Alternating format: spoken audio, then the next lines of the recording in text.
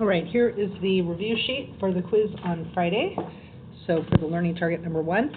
So first of all, to save some time, I went ahead and put all this data into stat edit, so into L1. There it is. And one thing, though, I do want to point out is you want to be careful that you review that you put in all the numbers correctly.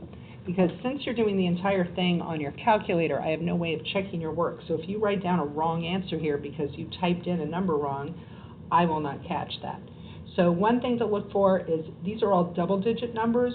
So if you notice, if you scroll through your numbers and you see any single-digit numbers, then you know you made a mistake. Okay? If you have time at the end of the quiz, you might want to go back and enter it in again and see if you get the same answers again. That's one safe thing to do. But you do want to just be somewhat careful about it. So if you see anything that looks really weird, like you have a super big number, definitely change it. Okay, so the next thing we're going to do is get our statistics. So we do stat, calculate, first option, and it's only a list of numbers, so they're just in L1. So if you have anything in frequency list, you got to get rid of that. Also, if you have an older calculator, when it says 1 vars stat, you need to type in L1, which is the second key, and then the 1. Right, so I hit enter, enter, enter. Now, a couple other things to look for to make sure you have your data in there. The N tells you how many pieces of data you put in. So this N is 25, because there's 25 numbers here. See, 25 liberal arts colleges. So that should be 25, because I put in 25 numbers. Also, check the minimum. It says 18, so look at the list. Make sure that that is really your minimum. There's nothing smaller. And we can look for the maximum. The maximum, it says, is 34. So I'm checking to see, is there anything bigger than 34? There's the 34. So it's looking okay. All right, so I'm pretty satisfied that I put the numbers in right. Okay, so the mean is the X with a bar over it, so 26.8.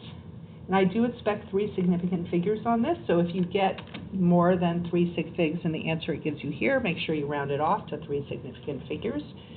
These only have 2 significant figures, so the answer should have, just 3 is fine.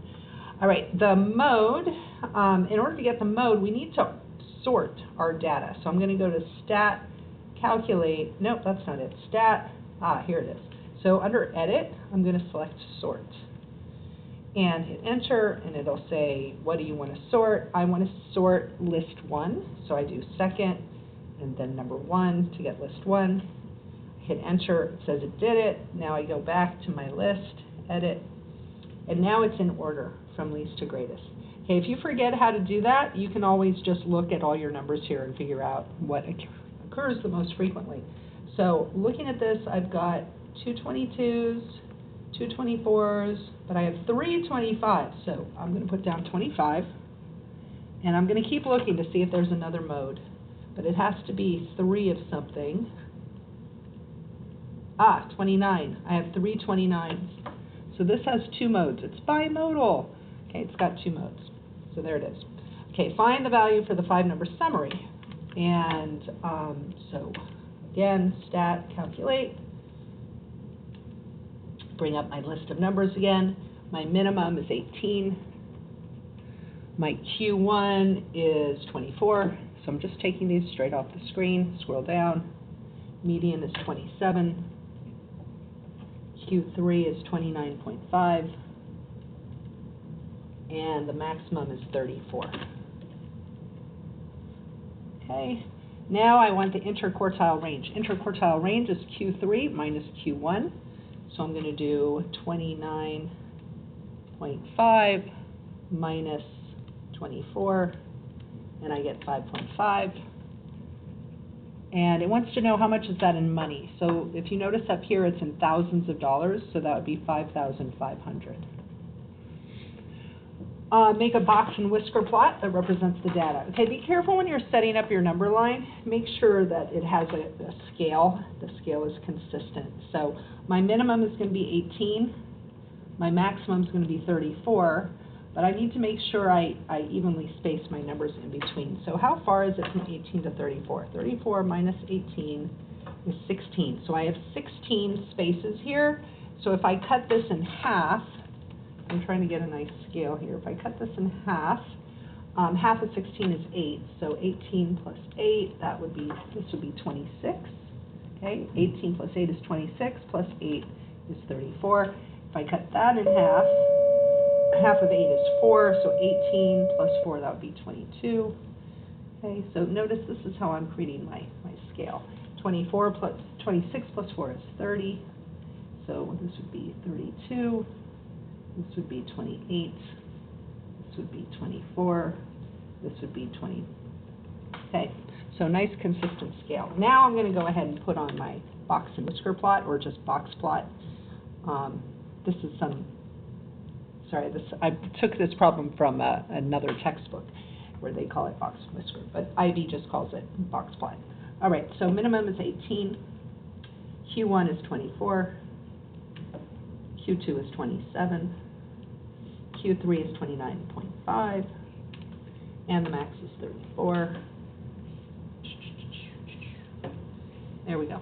All right, and you can go ahead and write on this min, Q1, median, Q3, and max. But really, what I'm looking for on this is I'm looking for a consistent number line, and so that I can see these gaps. That way I can see where my clusters of data is. So I can see my data is not really very spread out. Most of it is concentrated right in here, because 50% of the data falls between Q1 and Q3, and so that's pretty compact. Not super compact, but it's not super spread out either. All right, that is level 1. Okay, level 2 is, can you use a frequency table? So the frequency table, I'm going to put it in here. So I'm going to clear out. To clear out my columns, if you haven't figured this out yet, you use the up arrow to select the L1 up there at the top. Let's get back up there. God,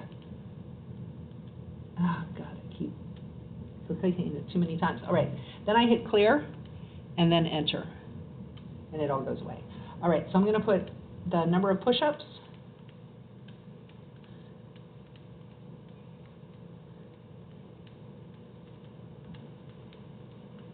and then in the L2, I'm going to put the frequency,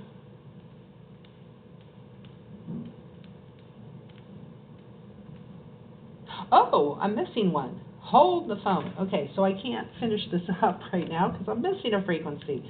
So how am I going to do this? So it says write down the value of n if there are 65 students in the class. So all of these have to add up to 65. So I'm going to quit out of this for a second. I'm going to add up all my frequencies. 4 plus 3 plus 5 plus 6 plus 7 plus 9 plus 14 plus 10 is 58. Notice this says write down, so I don't actually have to show my work. But 58, and there are 65, so 65 minus 58 is 7. So n must be 7. Okay, back to my table. Oh my gosh. So I can finish up my table now. After the 9, I'm going to put in my 7, then my 14, and then my 10. All right, so I found my n. Write down, so n is equal to, okay, write down the mean and median number of push-ups so I can let the calculator do the work. Stat, calculate, first option. This time I need to tell it that I'm using both the first list and the second list. So L1 and L2. If you have the old-fashioned software on your calculator, you need to do L1, comma, L2. And here's my statistics. Write down the mean. The mean is the x with the bar on top of it. And remember, I want it rounded to 3 significant figures. So the 8 is going to make the 9 go up, which is going to make the 0 go up. So round it off to 3 significant figures. This is going to be 21.0. And you do need to have that 0 there. That is significant when it's to the right of the decimal point. All right, write down the range and standard deviation. Oh, that was the mean. Sorry, I better label this. That's the mean. And then the median. Let's look up the median. The median right there, MED, is 21. Okay, and write down the range and standard deviation. So the range is the greatest, the maximum, and again, it says it's 24, so it's that one, minus the minimum, which is 16. So the range is equal to 24 minus 16, which is 8. And the standard deviation. The standard deviation is that little sigma, the lowercase sigma, 2.41. And again, 3 significant figures. If you do not write it with 3 significant figures or you round it incorrectly, you will not get any credit for it. It's got to be precise. Exactly 3 significant figures. Okay, I'm going to take a break and do the next 2 on the next video.